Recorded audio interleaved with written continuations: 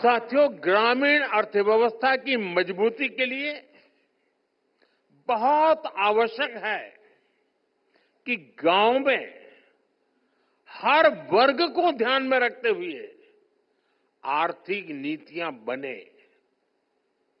मुझे खुशी है कि पिछले 10 साल में हमारी सरकार ने गांव के हर वर्ग के लिए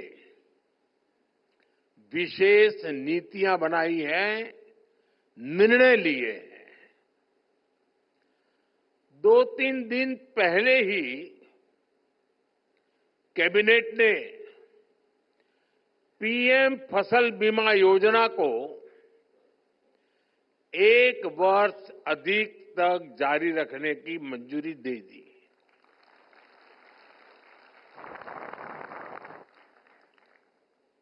डीएपी दुनिया में उसका दाम बढ़ता ही चला जा रहा है, आसमान को छू रहा है।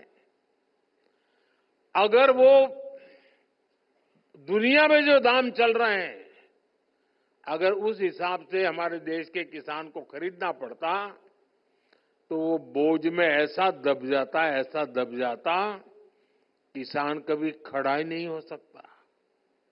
लेकिन हमने निर्णय किया कि दुनिया में जो भी परिस्थिति हो, कितना ही बोझ न क्यों बढ़े, लेकिन हम किसान के सर पर बोझ नहीं आने देंगे।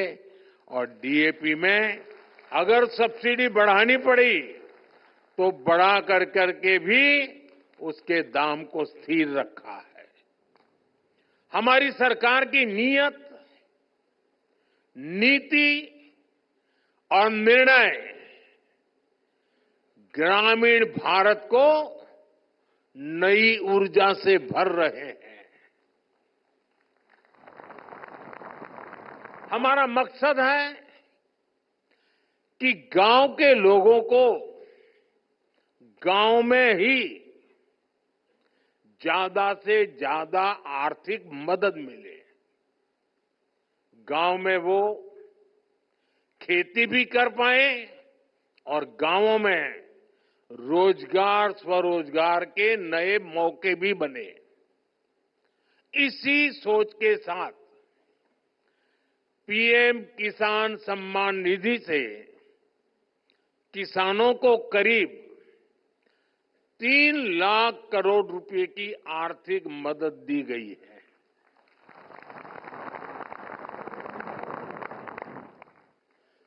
पिछले 10 वर्षों में कृषि लोन की राशि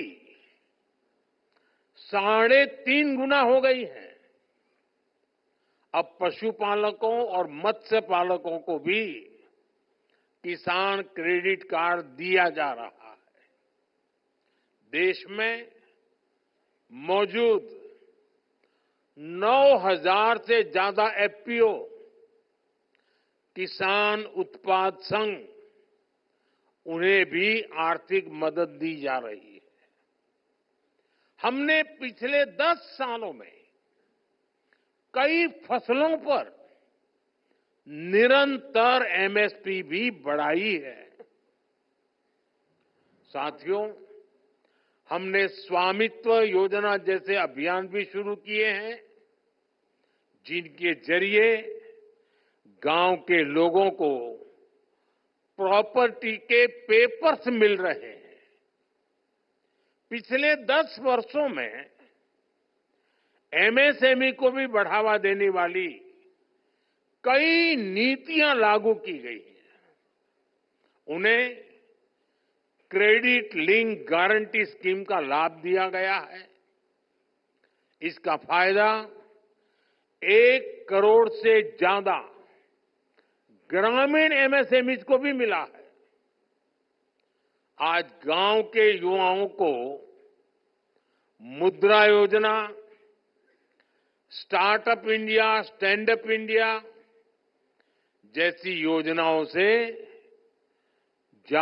ज्यादा मदद मिल रही है। साथियों, गांवों की तस्वीर बदलने में कोऑपरेटिव्स का बहुत बड़ा योगदान रहा है।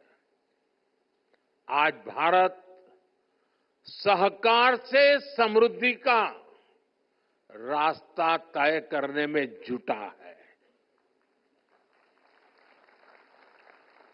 इसी उद्देश्य से 2021 में अलग से नया सहकारिता मंत्रालय का गठन किया गया। देश के करीब 70,000 पैक्स को कंप्यूटराइज भी किया जा रहा है। मकसद यही है कि किसानों को, गांव के लोगों को अपने उत्पादों का बेहतर मूल्य मिले, ग्रामीण अर्थव्यवस्था मजबूत हो। साथियों, कृषि के अलावा भी हमारे गांव में अलग अलग तरह की पारंपरिक कला और कौशल से जुड़े हुए कितने ही लोग काम करते हैं।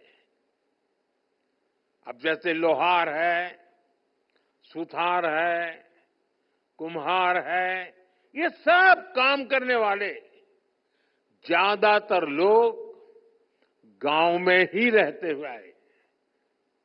रूरल इकोनॉमी और लोकल इकोनॉमी में इनका बहुत बड़ा कंट्रीब्यूशन रहा है। लेकिन पहले इनकी भी लगातार उपेक्षा हुई। अब हम उन्हें नई स्किल उसमें ट्रेन करने के लिए, नए उत्पाद तैयार करने में लिए, उनका सामर्थ्य बढ़ाने के लिए, सस्ती दरों पर मदद देने के लिए विश्वकर्मा योजना चला रहे हैं। ये योजना देश के लाखों विश्वकर्मा साथियों को आगे बढ़ने का मौका दे रही है।